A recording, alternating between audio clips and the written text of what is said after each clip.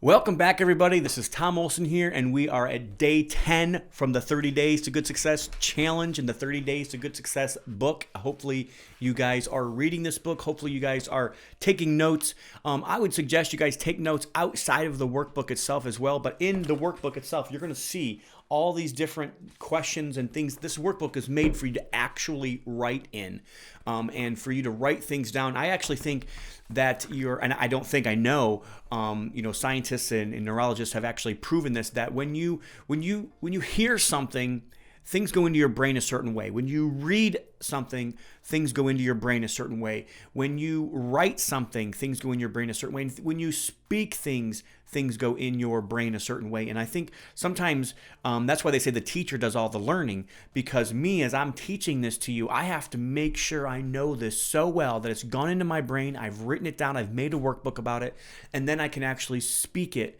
as well. So I'm encouraging you to do the exact same thing now that we're at day 10 here. Make sure you're going through the workbook and make sure that you're actually filling it out. And I would even encourage you to bring a side notebook, find something else and add to this, because I think the daily journaling that you're going to do as opposed to this, maybe it's just your thoughts about it. Maybe you don't even like the book. Maybe you're thinking there's parts about this I don't really like. And I'm going to tell you, I've been there. I've been where people have told me, hey, you need to stand up and you need to do this, and I didn't like the answer. And this next one might be like that. Number 10 is going to be kind of challenging, but I'm going to give you a very practical tip and a practical way to be able to go about chapter number 10 and the question for question number 10. So here it is. Question number 10 on the 30 Days to Good Success is, do you know what do you believe? Not do you know. What do you believe that you need help with? And this is normally where people want to start. A lot of times I meet with people say, hey, I need to have lunch with you. And they want to start right here on the 10th question that I have for them. And this is why I created this workbook. I created this workbook for that specific reason, is that people want to get right into their issue and they think the issue is the only thing that's holding them back.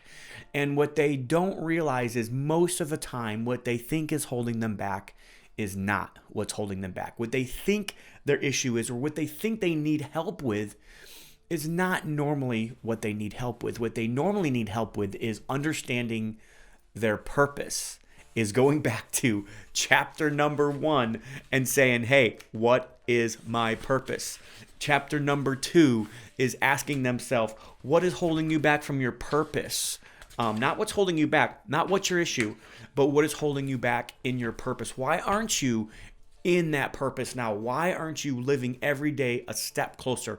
I used to have a friend of mine, his name was Jack Hiles, and he used to get up and he used to say all the time, he would say, hey, if I had a goal to get from New York City to Los Angeles and my car broke down in the middle of the road, I would do whatever it took to move at least some space between where I am and where I want to go every single day.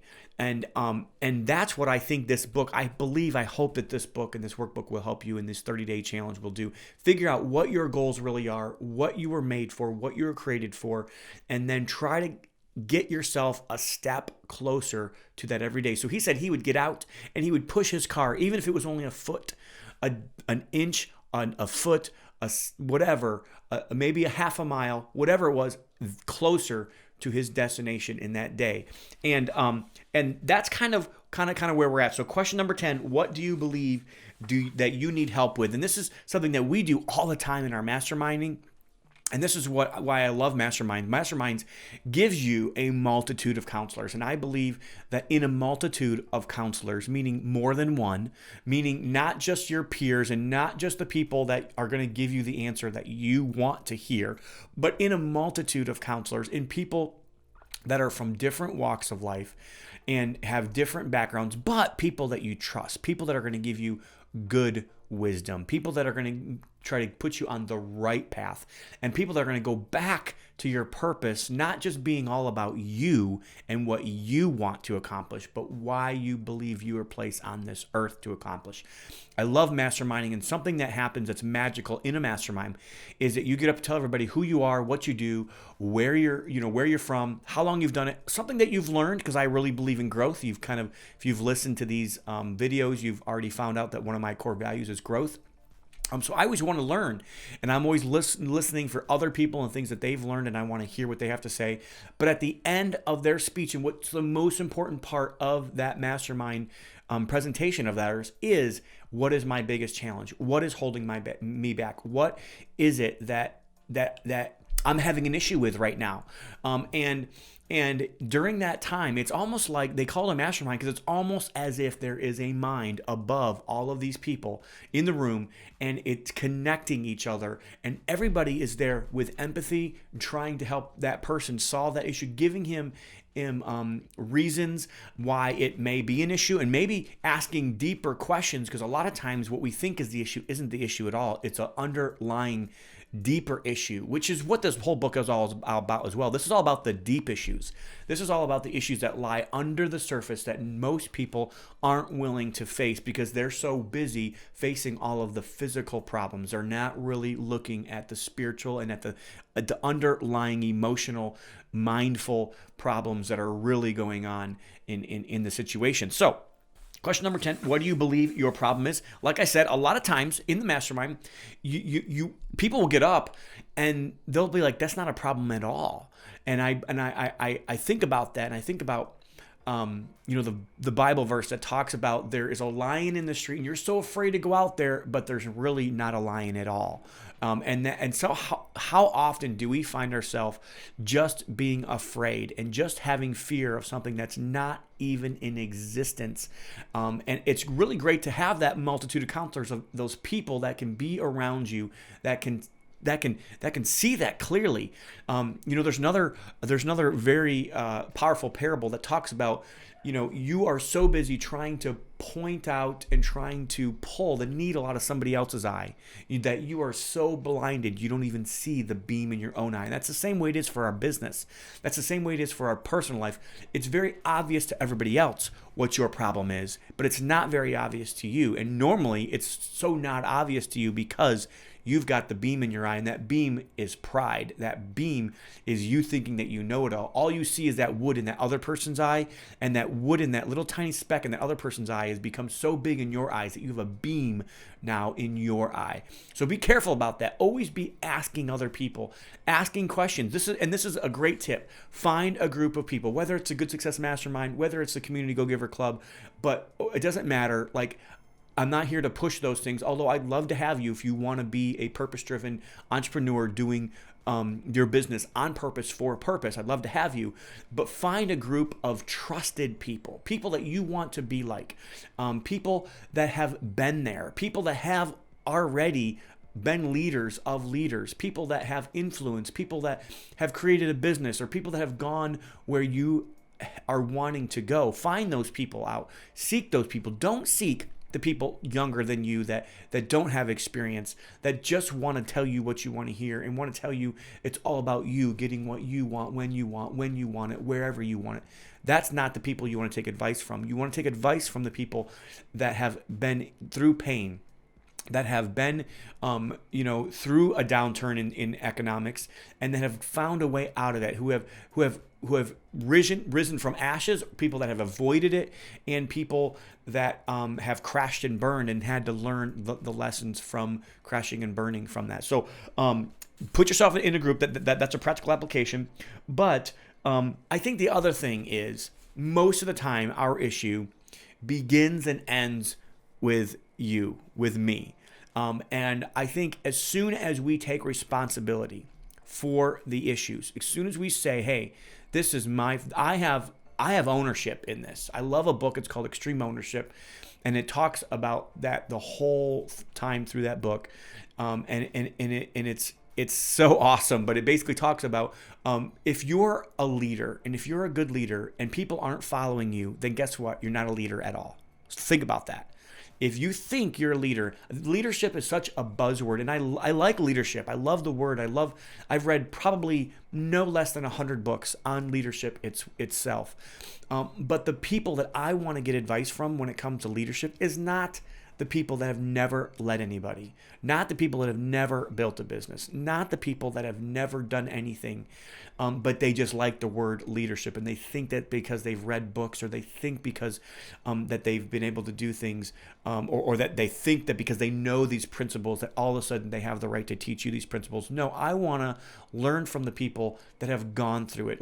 There's a great book by Tony Dungy that talks about leadership. There's a great book from Lincoln on leadership. Think about Lincoln. President Lincoln had to lead people through one of the toughest times in our country, and he had to get people that didn't even really like him to follow him. That's a real leader. People that have people that actually follow him. And that's kind of what this is all about. You have to lead yourself first. This chapter is all about you leading yourself. So admit it. On page number 67 here, admit it. You're afraid. Admit it. Most of the time, your issue has to do with fear, pride, or laziness. That's the root cause of almost every issue. It may be your pride, it may be your fear, it may be your issue, it may be somebody else's, and that's okay.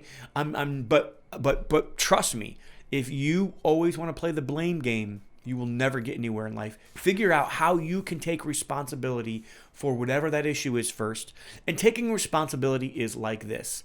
Grant Cardone says in the 10X, so I'll give him credit for this. He says in that book, think about this when you are taking responsibility. Think about your electric and gas provider, okay? And so many people out there, they live in areas where they lose power all the time. And you maybe you live in one of those areas. I don't, but I do have a backup generator at my house, so think about that. But the person that really wants to take responsibility, everybody in the rest of the neighborhood is complaining about the power company, right? But the person that actually wants to take responsibility and take ownership on him having gas and him having electricity is somebody who's going to go and have a backup generator for himself. That is taking extreme ownership. That is saying, hey, I am going to own this issue. I can solve this issue. And as soon as I say, hey, it's my fault and I can fix the problem, it's like a light bulb clicks on, and it's like a dark room. And all of a sudden you just found the switch, and you switch the light on, and boom, a light comes on. And now your brain has been given the ability to be able to fix that issue. So humility is such a huge part of solving your issues, and humility begins with you. Humility begins with me. And putting yourself in the front of a room and being willing and vulnerable enough to say, hey, I have issues. I know maybe I'm the biggest problem here, but tell me how I can get better. Tell me what I need to do, what processes I need to put in place, what am I missing, how can I solve this issue, because I know at the end of the day, it's just because of me, and if I was a better leader, and if I knew what I was doing, I would be able to fix this. So think about that, and page number 67 is where you can kind of fill those things out. And going to a mastermind, I ask this question several times to people that don't really have issues. They just want to get up there and teach, and they think that they kind of know it all to a certain degree. But I asked them, I said, hey, if I was a magic genie and I had a magic wand and I could solve any issue in your business or in your life, what would it be? If you just said, hey, solve this issue for me, boom, and I could do it, what would it be? Think about that, write that down, and then, be honest with yourself. This whole book is about brutally being honest with yourself. You don't need to share this book with me. If you want to, you can. If you want to share it with a mentor, you can. If you're a mentor and you're using this book to help other people, I encourage you to do so. I've heard so many good reports. I've even had pastors come up to me and say, hey, my people need to hear this. And that was so encouraging to me, because I really do have a passion to be able to help Christian business owners and be able to help them.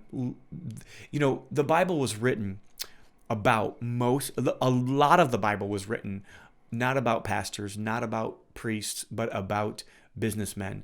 We have a very key role in getting the gospel out. We have a very key role in creating kingdom businesses and being the right people, doing the right thing for the right reason, with the right people for the right amount of time.